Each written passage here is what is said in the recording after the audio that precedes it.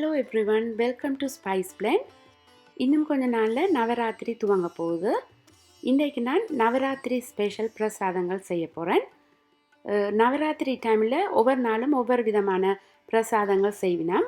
நான் இன்றைக்கு சக்கரை பொங்கல், கொண்டக்கடலை, அவல், பஞ்சாமிர்தம் எப்படி செய்கிறேன்னு உங்களோட ஷேர் பண்ணுறேன்.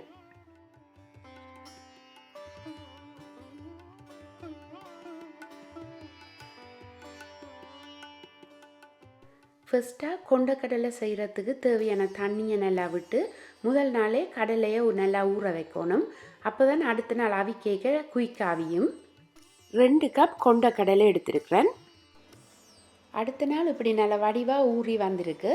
இப்போ இந்த தண்ணியை ஊற்றி போட்டு இன்னும் ஒரு தண்ணியில் நல்ல வடிவாக கழுவி போட்டு அவிய விட போகிறேன். கடலைக்கு மேலால் தண்ணி நிற்கிற மாதிரி விட்டுருக்கிறேன். அரைவாசி அவியும் வரைக்கும் உப்பு போட தேவையில்லை. அவியேக்க இப்படி மேலே வர ஃப்ரோத்தை எடுத்து விடணும். ஒரு 15 நிமிஷம் அவிஞ்ச பிறகு ஒரு கடலை எடுத்து அமர்த்தி பார்க்க தெரியும், கொஞ்சம் அவிஞ்சிருக்கும். அந்த நேரத்தில் உப்பு சேர்க்க கணக்காக இருக்கும். இப்போ நான் கொஞ்சமாக உப்பு சேர்த்துருக்கிறேன். காணாட்டிக்கு பிறகு சேர்த்துக்கொள்ளலாம்.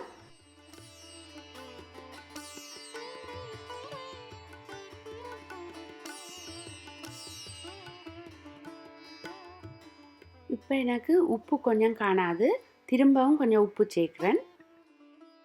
கடலை நல்லா அவிஞ்சிட்டுது. இதை கையால் எடுத்து அமர்த்தி பார்க்க தெரியும், நல்லா ஈஸியாக அமர்த்தப்படும். இனி இதை தண்ணி இல்லாமல் வடிச்செடுக்க போகிறேன். இதில் நான் 2 டேபிள் ஸ்பூன் ஒலிவ் ஆயில் சேர்க்குறேன்.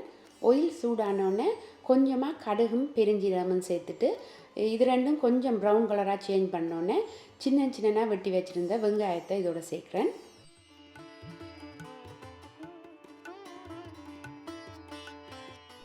வெங்காயம் லைட்டான ஒரு ப்ரௌன் கலராக சேஞ்ச் பண்ணி கொஞ்சம் சாஃப்டாக வரைக்க ஒரு 3 ரெட் சில்லிஸும் கொஞ்சம் கறி லீவ்ஸும் சேர்க்குறேன்.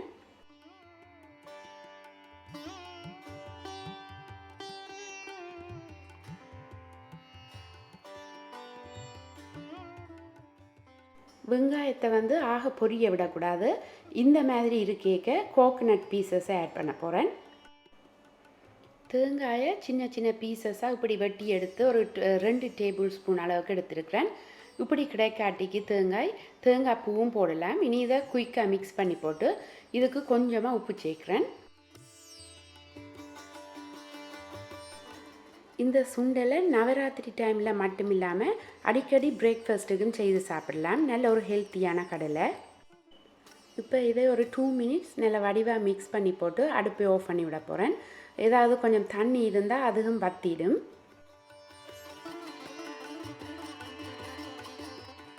அடுத்ததாக சக்கரை பொங்கல் எப்படி செய்கிறேன்னு பார்க்கலாம். இதில் 1 கப் சிவப்பு பச்சை அரிசி எடுத்து வச்சுருக்கிறேன். அதோட 1/2 கப் வறுத்த பயறு. இப்போ ரெண்டையும் சேர்த்து நல்லா கழுவிட்டு அவிய வைக்க போகிறேன். 6 கப் தண்ணி எடுத்து கொதிக்க வச்சுருக்கிறேன். தண்ணி நல்லா கொதித்தோடனே பயரையும் அரிசியையும் சேர்க்கிறேன். எல்லாத்தையும் வடிவாக ஒருக்கா மிக்ஸ் பண்ணி போட்டு 6 ஏலக்காய் எடுத்து லைட்டாக பவுடர் ஆக்கிட்டு இதோட சேர்க்குறேன். அதோட கொஞ்சம் உப்பும் சேர்த்துட்டு மூடி அவிய விட போகிறேன்.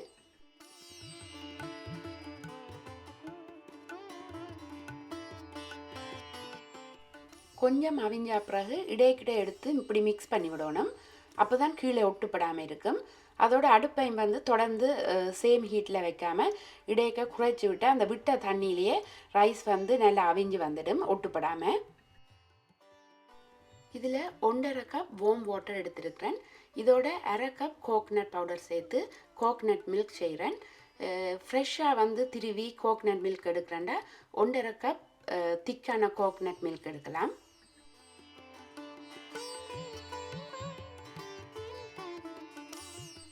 கோகனட் மில்கோட 1/2 கப் சர்க்கரை சேர்க்குறேன்.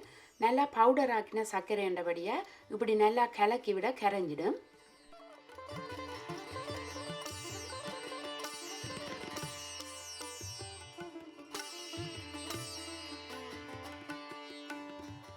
அடுப்பை நல்ல லோ ஹீட்டில் விட்டுட்டு அவிய விட்டுருந்தேன். நான் முதல் சேர்த்த 6 கப் தண்ணிக்கு பிறகு எக்ஸ்ட்ராவாக தண்ணி சேர்க்கல.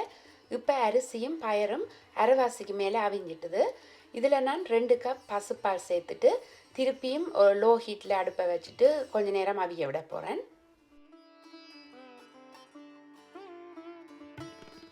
இப்போ பார்த்தீங்கன்னா பால் எல்லாம் நல்லா வற்றி முக்கால்வாசிக்கு மேலே நல்லா அவிஞ்சு வந்துட்டுது. ஹீட்டை நல்லா குறைச்சி வச்சுருந்தபடியாக பால் விட்டோன்னையும் கீழே ஒன்றும் ஒட்டி பிடிக்கல. பால் எல்லாம் இப்படி கொஞ்சம் வற்றினா பிறகு தேங்காய் பாலோட கரைச்சி வச்சுருந்த சர்க்கரையை சேர்க்குறேன்.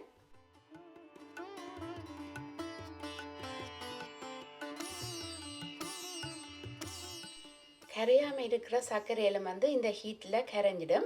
அடுப்பை நல்லா லோ ஹீட்டில் விட்டுட்டு ஒரு 10 மினிட்ஸ் மூடி விட போகிறேன்.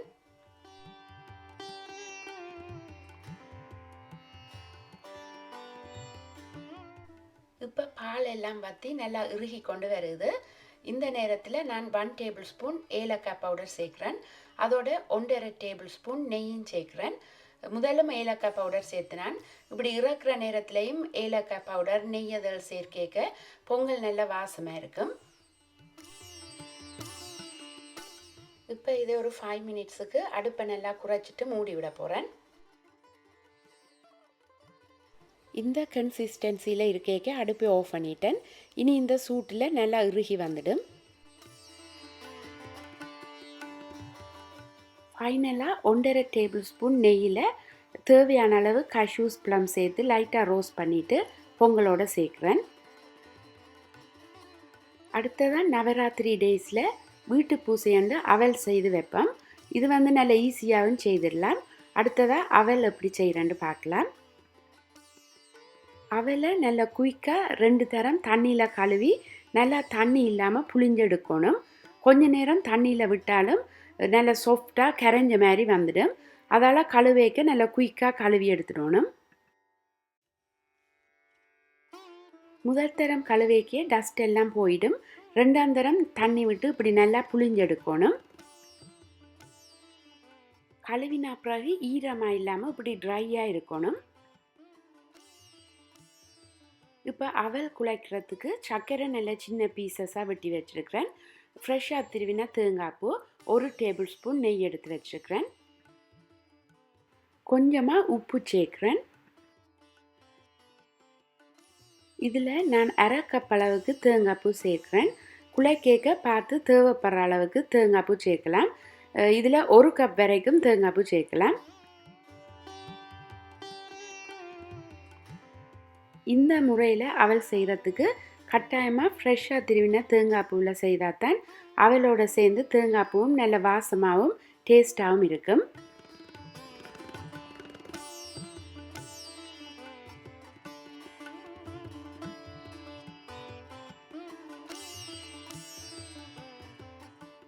அடுத்ததாக சர்க்கரை சேர்க்குறேன்.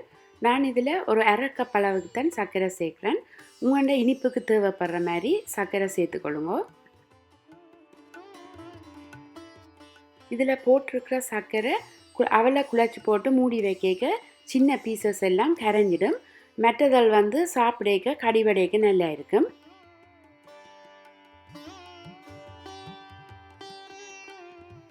சர்க்கரை சேர்த்த பிறகு 1 டேபிள் ஸ்பூன் நெய்யும் சேர்த்து நல்லா மிக்ஸ் பண்ணி விடுறேன்.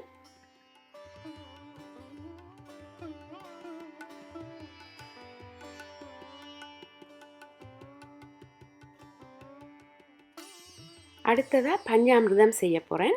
ஸ்ரீலங்காவில் ஜெஃப்னாவிலெல்லாம் நவராத்திரி டைமில் கோயிலில் பூசையில் எல்லாம் முடிஞ்சோன்னே பிரசாதங்கள் கொடுப்பினோம். பொங்கல், அவல், சுண்டலண்டு. அதில் பஞ்சாமிர்தமும் கட்டாயமாக கொடுப்பினோம். பஞ்சாமிர்தத்தில் மெயினாக அங்கே விளாம்பழம் தான் சேர்ப்பினோம். இதில் நான் எவ்வளோ விளாம்பழம் எடுக்கிறோமோ அதுக்கு தக்கன மாதிரி தான் மற்ற பழங்களும் சேர்க்குறது. இன்றைக்கு நான் 1 விளாம்பழம் எடுத்திருக்கிறேன். அதுக்கு தக்கன மாதிரி தான் வாழைப்பழம், பிலாப்பழம், மாதுளம்பழம் எல்லாம் சேர்க்குறேன். பஞ்சாமிர்தம் செய்கிறதுக்கு விளாம்பழம் நல்லா பழுத்திருக்கணும். இப்போ இதை நல்லா மேஷ் பண்ணி போட்டு மற்ற பழங்களையும் சேர்க்க போகிறேன். வாழைப்பழம் நல்லா பழுத்ததாக இருக்கக்கூடாது, ஒரு அளவுக்கு பழுத்ததாக இருக்கணும். அதை இப்படி சின்ன சின்ன பீசஸாக வெட்டி எடுக்கணும்.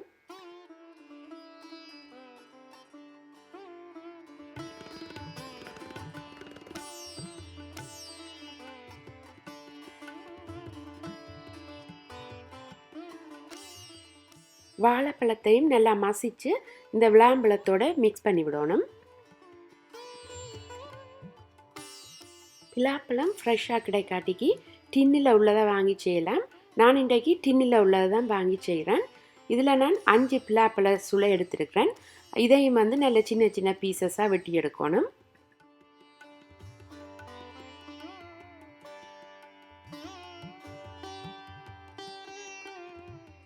பிலாப்பழம் சேர்த்து மிக்ஸ் பண்ணிக்க அதோட கல்கண்டையும் சேர்க்கிறேன். அப்போ தான் கொஞ்சம் கரைஞ்சி வரும். கல்கண்டு வந்து ஒரு 1/4 கப் அளவுக்கு சேர்க்கிறேன். இப்போ மாதுளம்பழத்தையும் இதில் மிக்ஸ் பண்ணி வச்சுருக்கிற ஃப்ரூட்ஸுக்கு தேவையான அளவுக்கு தட்டின மாதிரி சேர்க்கிறேன்.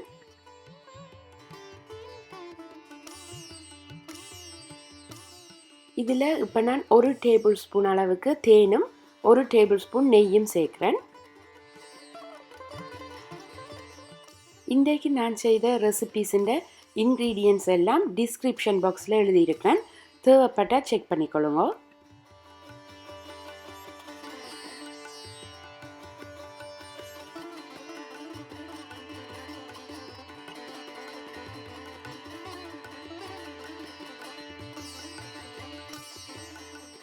ஃபைனலாக 6 டேட்ஸ் எடுத்து வச்சுருக்கிறேன்.